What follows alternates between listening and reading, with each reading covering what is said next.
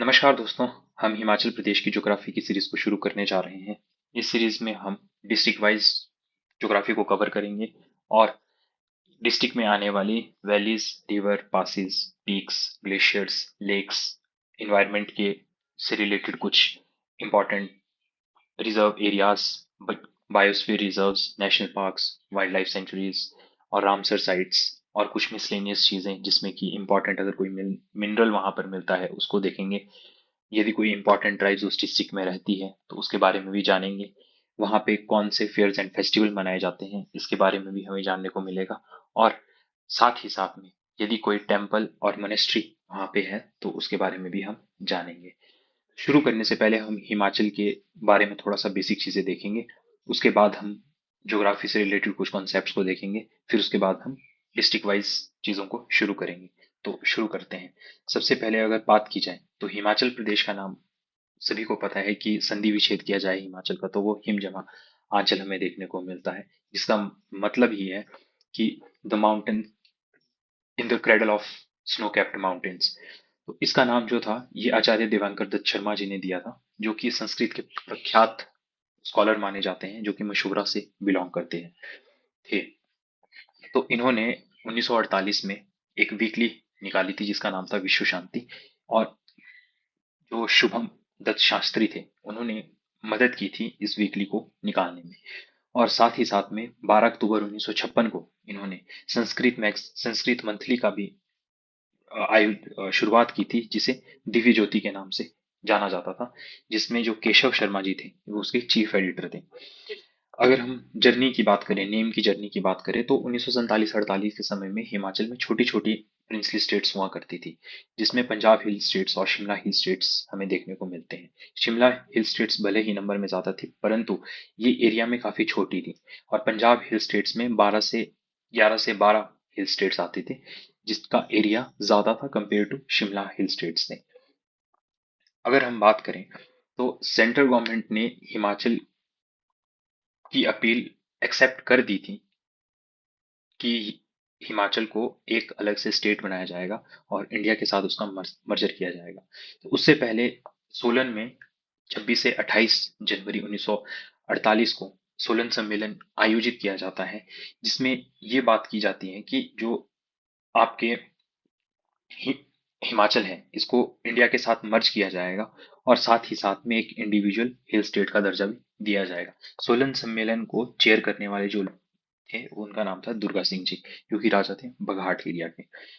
तो अर्स्टवाइल अगर हिमाचल में देखा जाए तो छोटी छोटी पार्टीज थी, जिसमें जो हिमाचल हिमालयन हिल स्टेट सब रीजनल काउंसिल, जिसका फॉर्मेशन 10 जुलाई 1947 को किया गया था, उसने भी पार्टिसिपेट किया। इसमें जो कुछ लीडर थे पदम देव जी और वाई एस परमार जी, उन्होंने एक अल्टरनेट नाम प्रपोज किया था जिसका नाम था हिमालयन प्रांत। अब हिमालयन प्रांत और हिमाचल प्रदेश, इन दो नामों के बीच में कॉन्फ्लिक्ट हो गया। अब जो मैटर था उसको दिल्ली रेफर किया गया। और उस समय पर सरदार वल्लभ भाई पटेल जो हमारे इंडिया के होम मिनिस्टर थे, उन्होंने हिमाचल प्रदेश का जो नाम था उसको अप्रूव कर दिया। और 8 मार्च 1948 के करीब करीब जो 26 शिमला हिल स्टेट्स थी उन्होंने मर्जर डॉक्यूमेंट पे साइन कर दिया था। और 15 अप्रैल तक आते आते जो हिमाचल था वो एक चीफ कमिश्नर प्रोविंस घोषित किया गया, जिसके जो फर्स्ट चीफ कमिश्नर थे वो थे एनसी मेहता जी। अब हम बात करते हैं ज्योग्राफी के कुछ एक कॉन्सेप्ट्स के बारे में। तो इनिशियल स्टेजेस में अगर देखें तो जो पूरे का पूरा यूनिवर्स था उसमें एक सिंगुलैरिटी थी, जिसमें कि मास और एनर्जी कंसंट्रेटेड फॉर्म में देखने को मिलती थी। और एक एक्सप्लोजन होता है जिसकी वजह से जो ये मास और एनर्जी था ये निकला। पांच इनिशियली जो टेम्परेचर था वो बहुत ज्यादा था। धीरे धीरे 5 लाख साल बाद जो टेम्परेचर था वो ड्रॉप होके 4500 केल्विन तक पहुंच गया, जिसकी वजह से जो फर्स्ट एटम्स थे हाइड्रोजन और हीलियम के वे फॉर्म हुए। और धीरे धीरे इन मैटर्स ने एक्यूमुलेट होकर ग्रेविटी के इन्फ्लुएंस में जायंट क्लाउड्स की फॉर्मेशन की, जिससे जो फर्स्ट स्टार्स एंड गैलेक्सीज जो थे वो आए। अब हमें जो एविडेंस है बिग बैंग का वो कहाँ से देखने को मिलता है? एविडेंस हमें डॉपलर शिफ्ट इफेक्ट से देखने को मिलता है, जिसका मतलब है कि यदि कोई भी ऑब्जेक्ट यूनिवर्स स्पेस के अंदर हमसे दूर जा रहा है, ऑब्जर्वर से दूर जा रहा है, तो उसमें हमें रेड शिफ्ट फिनोमिना देखने को मिलता है। अगर कोई ऑब्जेक्ट पास आ रहा है तो उसमें ब्लू शिफ्ट फिनोमिना हमें देखने को मिलता है। फर्स्ट तो इससे हमें पता लगता है कि जो डॉपलर शिफ्ट से कि big bang theory, big bang जो था वो हुआ था।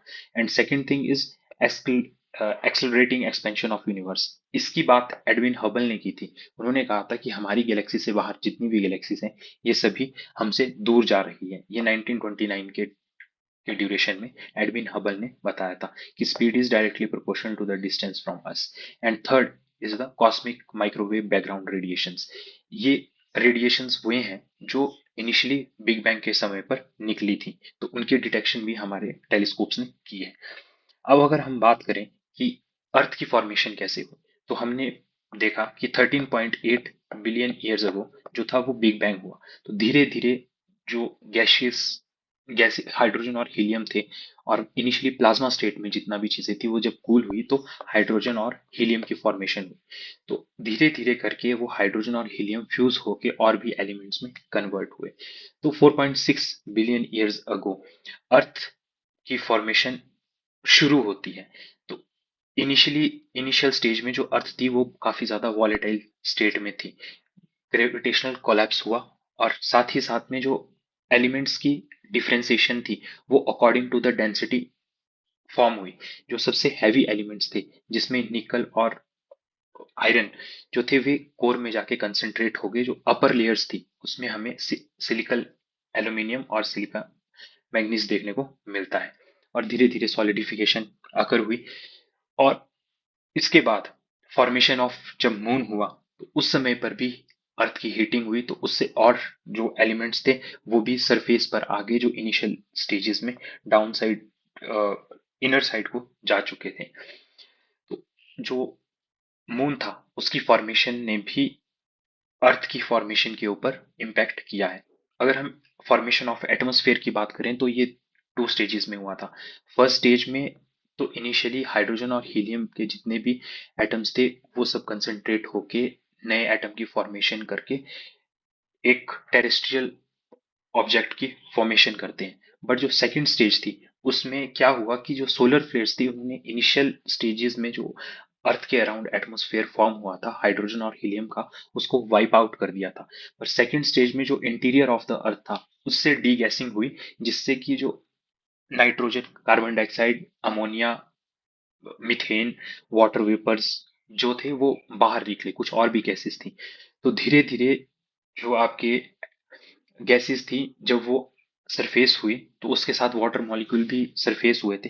तो वाटर मॉलिक्यूल्स ने अपने साथ कार्बन डाइऑक्साइड के जो मॉलिक्यूल्स थे उनको अर्थ की ट्रेंचेस के अंदर डिपॉजिट करना शुरू किया, जिससे जो एटमॉस्फेयर के अंदर जो CO2 की कंसंट्रेशन थी वो डिक्रीज हो गई। और जैसे ही CO2 की कंसंट्रेशन डिक्रीज हुई उसकी वजह से अर्थ एक इनहेबिटेंट प्लेनेट के तौर पर सामने आया। तो 3.8 बिलियन ईयर्स अगो फोटोसिंथेसिस की जो प्रोसेस थी वो अकर हुई, क्योंकि कार्बन डाइऑक्साइड जो था वो अब पानी में घुल चुका था जो कंडेंसेशन की वजह से, और उससे ग्लूकोज और ऑक्सीजन हमें प्रोडक्ट मिला। तो 2.5 to 3 billion years ago life evolve होना शुरू हो चुकी थी अर्थ के ऊपर। और 2 बिलियन ईयर्स अगो ऑक्सीजन से जो हमारा एटमॉस्फेयर था वो फ्लड हो चुका था पूरी तरह से। यदि टाइमलाइन की बात करें तो इसमें 13.8 बिलियन ईयर्स अगो बिग बैंग होता है। फिर 4.6 billion years ago formation of earth हुई। 4 billion years ago formation of ocean हुआ, क्योंकि कंडेंसेशन ऑफ वाटर वेपर्स थे। उसके साथ CO2 भी डिसॉल्व होकर ओशंस में पहुंची। और 3.8 बिलियन ईयर्स अगो मॉडिफिकेशन हुआ आपका फोटोसिंथेसिस में। 2.5 to 3 billion years ago life शुरू हुई in the form of micro organisms. And 2 billion years ago atmosphere जो था वो पूर्ण रूप से CO2 से फ्लड हो चुका था। अब ये चीज इस यहाँ पे हमें कुछ जियोलॉजिकल टाइम स्केल्स देखने को मिलते हैं, जिसमें कि सीनोजोइक एरा, मेसोजोइक एरा और पेलियोजोइक एरा हमें देखने को मिलते हैं। यहाँ पर ion era, period and epoch, इसमें एरा एंड पीरियड ये दो चीजें इंपॉर्टेंट है, और सबसे बड़ी जो यूनिट है वो हमें टाइम की जो है उसको इयॉन जो देखने को मिलती है। अब हम बात करें तो अर्थ की जो इंटीरियर है वो भी 5 लेयर्स में डिवाइडेड है। इसमें जो सबसे आउटर लेयर है उसे क्रस्ट कहा जाता है, उस बीच वाली लेयर को मेंटल कहा जाता है, एंड देन जो सबसे इनर है उसे कोर कहा जाता है। कोर को दो पार्ट में डिवाइड किया जाता है, एक इनर कोर एक आउटर कोर। इनर कोर पूरी तरह से सॉलिड फॉर्म में है, और जो आउटर कोर है ये लिक्विड फॉर्म में है। और ये सॉलिड और लिक्विड होने की वजह से ही ये दो चीजें, जो आयरन और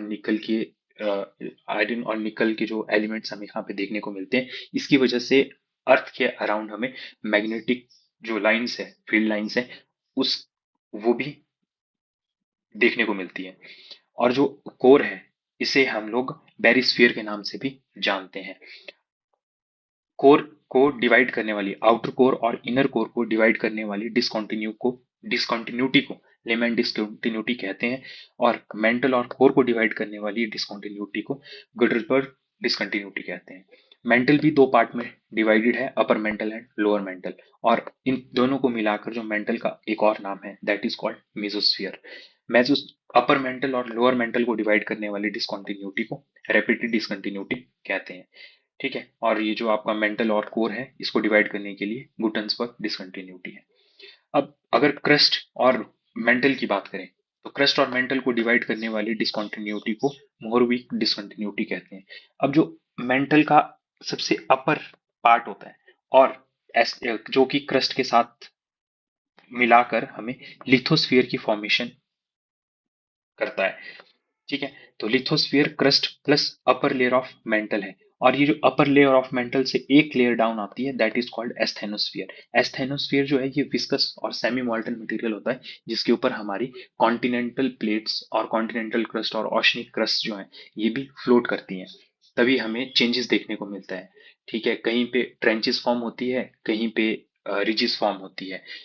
ट्रेंचेस में जो दो प्लेट्स हैं वो आपस में कन्वर्ज करती है, जबकि जो रिजिस हैं वहां से दोनों प्लेटें जो हैं वो आपस से डाइवर्ज करती हैं। तो ये फॉर्मेशन ऑफ क्रस्ट की बात भी, क्रस्ट में भी हमें ये चीज देखने को मिलती है। अब अगर बात करें क्रस्ट और सी के बीच का जो डिसकंटिन्यूटी है उसे कॉर्डिनेट डिसकंटिन्यूटी भी कहते हैं। तो ये थी लेयर्स। तो इसको याद रखने के लिए एक सिंपल सी ट्रिक है, मे, राम, गाइड, लक्ष्मण। तो मोह, रेपिटी, गुटन्सबर्ग एंड लेमैन डिसकंटिन्यूटी, ये चार टर्म्स में हम याद रख सकते हैं। अगर हम बात करें अब कि किस तरह से जो था वो अर्थ की फॉर्मेशन होती है, अर्थ कॉन्टिनेंट्स की फॉर्मेशन होती है। इनिशियल स्टेजेस में जब परमियन पीरियड था तो उस समय पर एक सिंगल लैंड मास था जिसका नाम था पेंजिया, और एक ओशन था दैट इज कॉल्ड पेंथेल्सा ओशन। धीरे धीरे लगभग लगभग आपके 25 मिलियन ईयर्स बाद ट्रेसिक पीरियड जब शुरू हुआ तो ये जो पेंजिया लैंडमास था, जिसे जायंट कॉन्टिनेंट भी कहते हैं, ये डिवाइड होना शुरू हो जाता है, जिसमें कि नदर्न पोर्शन को लोरेशिया और सदर्न पोर्शन को गोंडवाना कहा जाता है। तो इसके साथ जो सी था उसका नाम था टेथिस सी। अब धीरे धीरे करके ये फॉर्मेशन जब हुई तो ये मॉडर्न डे पे हमें जो प्रेजेंट टाइम है तो यहाँ पे हमें कॉन्टिनेंट देखने को मिलते हैं। अगर यहाँ पे देखा जाए ट्रेसिक पीरियड में यहाँ पे इंडियन सब कॉन्टिनेंट यहाँ है, तो यहाँ से इधर जाने के लिए नॉर्थवर्ड लोरेशिया के पास मिलने के लिए इसे लगभग लगभग 100 मिलियन ईयर्स का टाइम लगता है। 150 से ये चला था एंड 50 मिलियन ईयर्स अगो ये इससे मिल गया, और उसके बाद यहाँ पे हमें हिमालयस की फॉर्मेशन देखने को मिलती है। अब हम बात करते हैं कि परमियन पीरियड से ट्रेसिक पीरियड के बीच में एक मास एक्सटिंक्शन हुई थी जिसे हम लोग ग्रेट डाइंग भी कहते हैं। तो इसमें लगभग लगभग 90% मरीन एनिमल्स एंड 70% जो टेरेस्ट्रियल वर्टिब्रेट्स थे वो एक्सटिंक्ट हो गए थे। और जो टेरेसिक पीरियड से जुरासिक पीरियड की बात करें तो यहाँ पे फोर्थ आपकी मास एक्सटिंक्शन देखने को मिलता है। उसकी वजह थी सेंट्रल एटलांटिक मैग्मेटिक प्रोविंस। उस समय पर यहाँ पे काफी ज्यादा जो वॉल्केनिक इरप्शंस थे वो हुए, जिसकी वजह से जो गैसेस थी वो पूरे के पूरे एटमॉस्फेयर में फ्लड हो चुकी थी, जिसकी वजह से जितने भी लार्ज एम्फीबियंस थे, रेप्टाइल्स थे और कुछ मरीन आपके स्पीशीज थी वो वाइप आउट हो गई थी। ठीक है, तो अब ये जो जुरासिक पीरियड के बाद ट्रेसिक पीरियड को ओरिजिन ऑफ डायनासोर भी कहा जाता है, और Jurassic period age of dinosaur है, और क्रिटेशियस पीरियड जो है वो एक्सटिंक्शन हो गई थी डायनासोर्स की। ये रहे ये पीरियड। यहाँ पे Triassic to Jurassic, Jurassic to Cretaceous. अब ये मीजोजोइक एरा की बात है। ठीक है, अब हम बात करते हैं geographical region of Himachal Pradesh. Himachal Pradesh approximately 10.54% जो है एंटायर हिमालयन रीजन का, उसको अकाउंट करता है। उसकी यहाँ की एवरेज एलिवेशन जो है वो 3500 350 मीटर से लेकर 7000 मीटर तक हमें देखने को मिलती है। और जियोलॉजिकल टाइम स्केल्स में मैंने ये कहा कि ईऑन सबसे लार्जेस्ट है, इपॉक सबसे स्मॉलेस्ट है, और एरा और पीरियड में हमें कुछ जो एक्सटिंक्शंस थी वो भी देखने को मिली। और जो बिग बैंग थ्योरी था इसकी बात 1920s में जॉर्ज लेमेत्रे ने की थी, जो कि बेल्जियम के कॉस्मोलॉजिस्ट थे। अगर हम बात करें फॉर्मेशन ऑफ हिमालयस की, फॉर्मेशन ऑफ हिमालय अगर बात करें तो ये सीनोजोइक एरा में हमें देखने को मिलता है, जिसमें कि जो इंडियन प्लेट थी और यूरेशियन प्लेट्स थी वो आपस में मिली थी। इनिशियल स्टेजेस में आपकी initial movement 150 million years ago शुरू हुई थी, और 50 मिलियन ईयर्स अगो इसकी कन्वर्जेंस हो गई थी। इनिशियल स्टेजेस में जो था वो सबडक्शन और कंप्रेशन हुआ। उसकी वजह किस किस के बीच में, इंडियन प्लेट्स के बीच, इंडियन प्लेट और जो आपकी यूरेशियन प्लेट थी इसके बीच में सबडक्शन हुआ एंड देन कंप्रेशन हुआ। उसके बाद धीरे धीरे करके जो एरिया था वो अपलिफ्ट होना शुरू हुआ, और उसकी वजह से आज हमें ये हिमालयस देखने को मिलते हैं। ये रही इंडियन प्लेट, ये रही यूरेशियन प्लेट। इनिशियल स्टेजेस में सिर्फ सबडक्शन हुआ, ठीक है, और कंप्रेशन हुआ, पर धीरे धीरे जो थी वो अपलिफ्टमेंट हुई। तो यहाँ से हमें ये चीज देखने को मिली। तो इस तरह से जो हिमालयस थे इनका फॉर्मेशन हुआ। तो ये थी इंडियन प्लेट, और ये है आपका यूरेशियन प्लेट। तो अगर हम देखें तो जितनी भी लद्दाख रेंज से तिब्बतन प्लेट्यू की तरफ अगर हम जाए तो उसे हम लोग ट्रांस हिमालय वाला रीजन भी कहते हैं। ठीक है, और इस कंटिन्यूअस टेक्टोनिक एक्टिविटी की वजह से यहाँ पे अपलिफ्टमेंट हुई, और हर साल जो हिमालयस हैं वो लगभग लगभग 4 सेंटीमीटर और ऊंचे हो रहे हैं। ये रिसेंट स्टडीज में हमें देखने को मिलता है। अब हम इंटरनेशनल बाउंड्री की बात करें, हम हिमाचल के अंदर, हिमाचल जो है वो एक इंटरनेशनल बाउंड्री लगाता है, और 6 स्टेट्स के साथ, इंडिया के स्टेट्स के साथ अपनी बाउंड्री शेयर करता है।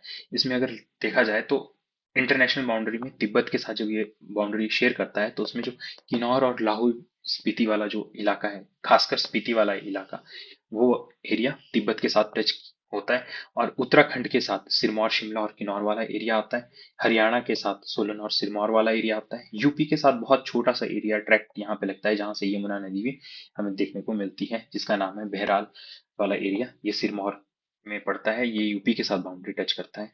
Punjab maximum number of districts के साथ हिमाचल के बाउंड्री शेयर करता है, जिसमें चंबा, कांगड़ा, ऊना, बिलासपुर और सोलन जैसे जो एरियाज हैं ये हमें देखने को मिलते हैं।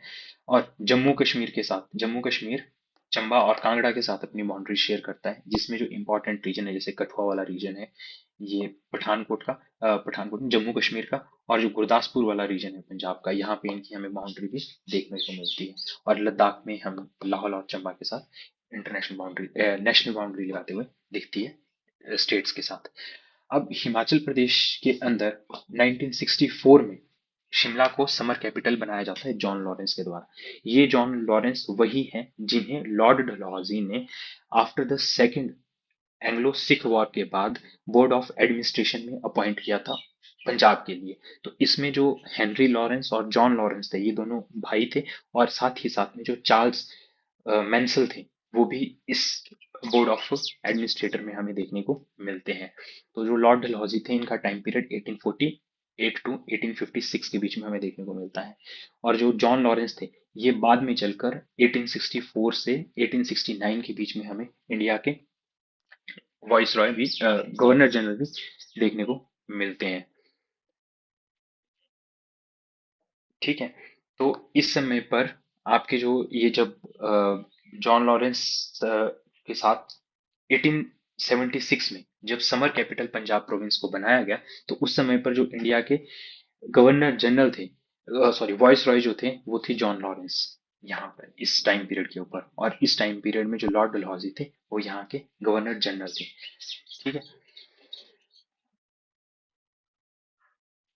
और उसके बाद 1 जनवरी 1966 को जो शिमला था उसको हिमाचल की कैपिटल बनाया गया और उसको मर्ज किया गया था इंडिया, हिमाचल के साथ। और 19 जनवरी 2017 को धर्मशाला को विंटर कैपिटल भी डेजिग्नेट किया गया था। अब हम हेडक्वार्टर की बात करें तो हिमाचल के डिस्ट्रिक्ट्स के हेडक्वार्टर 5 जगहों को छोड़कर उनके नाम पे ही हैं, जिसमें कि कुल्लू, चंबा, हमीरपुर, मंडी, सोलन, शिमला जैसे जो इलाके हैं, इनके जो हेडक्वार्टर है ये यहीं पे है। जबकि जो लाहौल स्पीति का वो हमें केलांग में देखने को मिलता है, ये सबसे हाईएस्ट हेडक्वार्टर है। और जो सबसे लोएस्ट पे है वो ऊना का हेडक्वार्टर है, ऊना में ही। फिर बिलासपुर का बिलासपुर में है, किन्नौर का रिकांगपिओ में है, कांगड़ा का धर्मशाला में हमें देखने को मिलता है। 2011 की पॉपुलेशन के हिसाब से हिमाचल की जो पॉपुलेशन है दैट इज अराउंड 68,64,602, जबकि हिमाचल इंडिया की 0.57% जो पॉपुलेशन है उसको केटर करता है। सबसे नदर्न मोस्ट जो है आपका वो लाहौल स्पीति है, सदर्न मोस्ट में सिरमौर है, सबसे वेस्ट में चंबा है और ईस्ट में किन्नौर हमें देखने को मिलता है। अब आइडेंटिटी सिंबल्स की बात करें तो हिमाचल के अंदर आइडेंटिटी सिंबल्स में जो स्टेट वर्ड है जिसको हम वेस्टर्न ट्रैगोपैन और जुजुराना भी कहते हैं, इसका जो आईयूसीएन स्टेटस है ये हमें वल्नरेबल देखने को मिलता है। और ये हमें बेसिकली हिमाचल के जो अपर ट्रैक्ट वाला रीजन है, जिसमें ग्रेट हिमालयन नेशनल पार्क वाला रीजन जहाँ आता है, वहां पे हमें ये देखने को मिलता है जुजुराना। फिर जो अगर स्टेट फ्लावर की बात करें तो ये है पिंक रोडोडोंड्रॉन, रोडोडेंड्रॉन। ये भी हमें हायर हाइट्स के ऊपर देखने को मिलता है, जिसमें कांगड़ा वाला रीजन, बड़ा बंगाल वाला रीजन, हिमाचल में कुल्लू वाला रीजन और मंडी वाले रीजन, साथ ही साथ में शिमला का जो अपर वाला रीजन है वहां पे हमें ये देखने को मिलता है। और हिमाचल का जो स्टेट ट्री है दैट इज कॉल्ड देवदार का पेड़। ये एक जिम्नोस्पर्म पेड़ है जो कि आपका थ्रू आउट द ईयर बिल्कुल ग्रीन रहता है, और इसके जो नीडल लाइक लीफ होते हैं बेसिकली, ठीक है। और जो हिमाचल का स्टेट एनिमल है उसका नाम है स्नो लेपर्ड, बेसिकली पैंथेरा यूनिसिया। इसका आईयूसीएन स्टेटस वल्नरेबल कैटेगरी में ये फॉल करता है। अब अगर ज्योग्राफी ऑफ हिमाचल प्रदेश की बात करें तो हिमाचल प्रदेश का लॉन्गिट्यूड और लैटिट्यूड की बात करें तो लॉन्गिट्यूड में अगर देखें तो ये 30 degree 22 minute and 40 second north से लेकर 32 minute 12 degree and 40 seconds north के बीच में आता है। तो इसका लैटिट्यूड की बात करें तो लैटिट्यूड इसमें हमें 75 degree 47 minute and 55 second east से लेकर 79 second 4 minute and 20 second east में हमें ये देखने को मिलता है। एरिया वाइज इंडिया का 1.7% एरिया हिमाचल के अंदर आता है, और हिमाचल एरिया वाइज इंडिया का 17th नंबर का स्टेट है। अगर नॉर्थ से वेस्ट और ईस्ट से वेस्ट, नॉर्थ से साउथ और ईस्ट से वेस्ट की बात की जाए तो नॉर्थ से साउथ में ये 355 किलोमीटर्स डिस्टेंस है, और ईस्ट टू वेस्ट ये 270 किलोमीटर्स हमें देखने को मिलता है।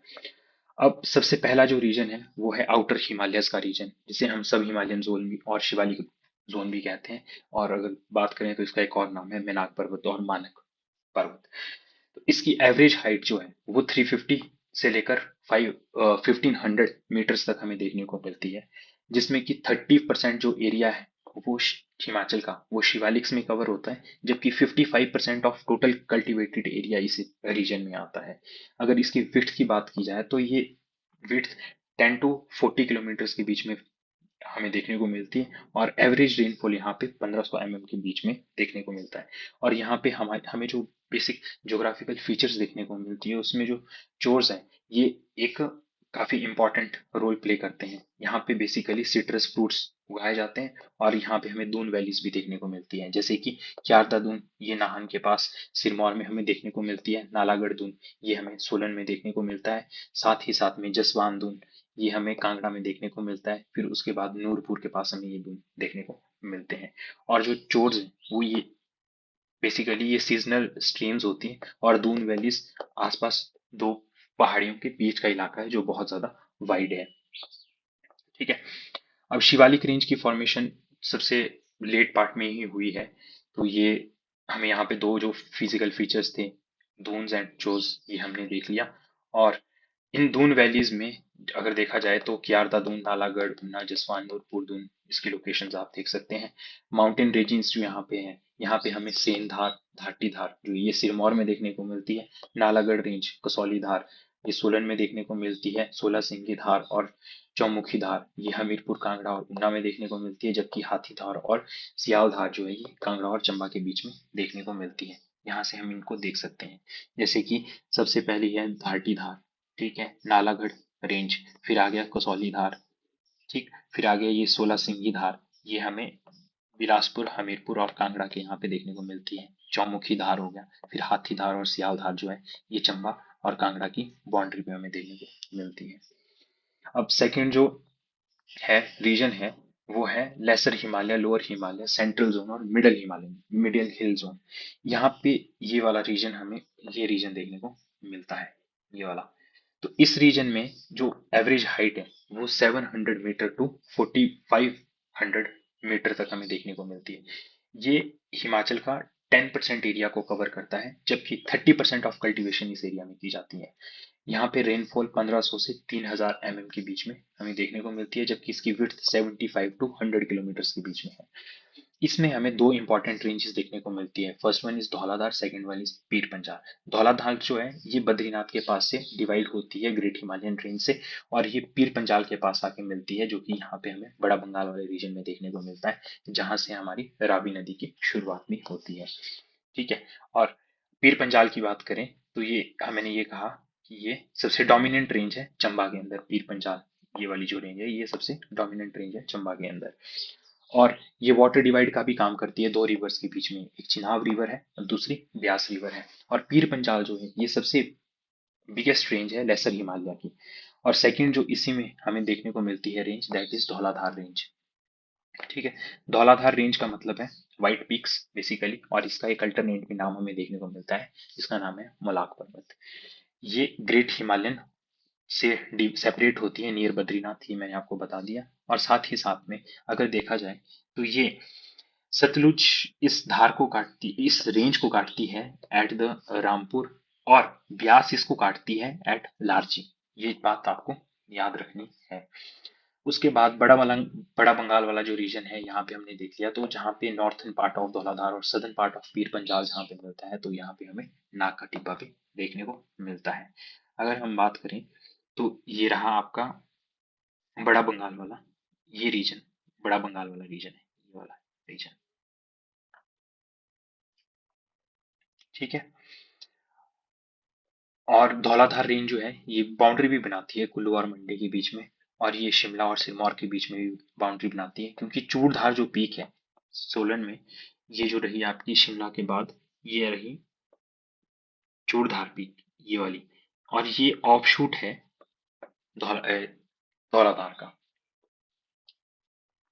तीसरी जो हमें रेंज यहाँ पे देखने को मिलती है that is great Himalayan range, और जिसे higher Himalayas, high hill zones और अल्पाइन जोन्स के नाम से भी जाना जाता है। ये वाली रेंज की अगर हम बात करें तो इसकी एवरेज हाइट लगभग लगभग 1000 से 7000 मीटर्स के करीब करीब आती है, और इसमें 5 डिस्ट्रिक्ट्स को ये कवर करती है, जिसमें कि हमारा शिमला, किन्नौर, कुल्लू, लाहौल स्पीति एंड चंबा वाला जो रीजन है ये हमें देखने को मिलते हैं। इस ये एरिया 25% ऑफ हिमाचल का कवर करते हैं, जबकि सिर्फ 10% यहाँ पे हमें कल्टीवेशन देखने को मिलती है। एवरेज रेनफॉल की बात करें तो यहाँ पे 1000 से 1500 mm के बीच में रेनफॉल देखने को मिलती है। और यहाँ की जो सॉइल है वो ड्राई फ्रूट्स की कल्टीवेशन के लिए बहुत अच्छी है, और इसकी जो एवरेज विड्थ है ये हमें 60 किलोमीटर के करीब करीब देखने को मिलती है। अब हम सबसे लास्ट जगह की बात करते हैं, that is called trans Himalayan zone, जो कि पीछे वाला इलाका हमें यहाँ से ग्रेट हिमालयन से देखने को मिलता है। तो इस वाली रेंज में जो एयर हाइट है वो लगभग लगभग 2000 से 7000 किलोमीटर के बीच में हमें देखने को मीटर्स के बीच में देखने को मिलती है, नॉट किलोमीटर, मीटर्स के बीच में देखने को मिलती है। और ये एरिया जो है हमारा किन्नौर, लाहौल स्पीति और चंबा वाला जो एरिया है ये यहाँ पे हमें कवर करती हुई दिखती है। ये 35% एरिया हिमाचल का कवर करती है, जबकि सिर्फ 5% यहाँ पे कल्टीवेशन की जाती है। विड्थ इसकी अप्रोक्सीमेटली 80 किलोमीटर के करीब करीब है, और रेनफॉल जो है यहाँ पे 500 के करीब होता है। ये रेन शेडो एरिया में भी आता है, जिसे लीवर्ड साइड भी कहा जाता है। और इसमें जो इम्पोर्टेंट रेंज है वो ये झांसकर वाली रेंज है, यहाँ से हमें देखने को मिलती है। अब हिमाचल में रेनफॉल की बात करें तो हिमाचल में जो मैक्सिमम रेनफॉल है, एवरेज रेनफॉल जो है वो 60,000 mm पर एनम के करीब करीब हमें देखने को मिलती है। मैक्सिमम रेनफॉल धर्मशाला के पास होती है। लीस्ट रेनफॉल वाला जो एरिया है वो लाहौल स्पीति वाला एरिया है, जहाँ पे 500 MMPA के करीब करीब रेनफॉल है। और साथ में लीसर रेनफॉल डिस्ट्रिक्ट भी किन्नौर में भी है, जहाँ पे 50 to 60 सेंटीमीटर जो पीए है पर एनम जो है, उतनी रेनफॉल हमें यहाँ देखने को मिलती है। रेनफॉल डिस्ट्रिक्ट्स में सबसे ज्यादा सिरमौर, शिमला, कांगड़ा और चंबा वाला जो एरिया है, यहाँ पे सबसे ज्यादा रेनफॉल हमें देखने को मिलती है। मीडियम रेनफॉल वाले में जितने भी रेस्ट रिमेनिंग डिस्ट्रिक्ट्स हैं हिमाचल के, सोलन, बिलासपुर, मंडी, कुल्लू, हमीरपुर, ऊना, इन सभी में हमें देखने को मिलती है। वेस्टर्न डिस्टर्बेंसेस जो हैं, जो कि हमारी मेडिटेरेनियन से हवाएं उठकर आती हैं, वो लगभग लगभग 20% रेनफॉल काउंट करती है हिमाचल के अंदर। जबकि जो मैक्सिमम पोर्शन है वो हमें 80% जो है वो साउथ वेस्ट मानसून से देखने को मिलता है, जो कि इंडियन ओशन से ओरिजिनेट होता है। ये रहा हमारा रेन का एरिया। ये था आपका हाईएस्ट रेन वाला एरिया। फिर उसके बाद इसके ऊपर वाला धर्मशाला वाला एरिया आता है। फिर थोड़ा सा एरिया रेनफॉल जो है वो यहाँ पे थोड़ी कम हो जाती है, और इस वाले पोर्शन में सबसे कम हमें रेनफॉल देखने को मिलती है। तो जैसे हम लोग साउथ वेस्ट से नॉर्थ ईस्ट की तरफ जाएंगे तो हमें एल्टीट्यूड इंक्रीज होता हुआ यहाँ पे दिखता है। ठीक है, ये थी आज की हमारा पहला पार्ट, जहाँ पे हमने ओवरव्यू लिया कि हिमाचल किस तरह से ज्योग्राफिकली लोकेटेड है नदर्न हेमिस्फीयर के अंदर, अबव द इक्वेटर।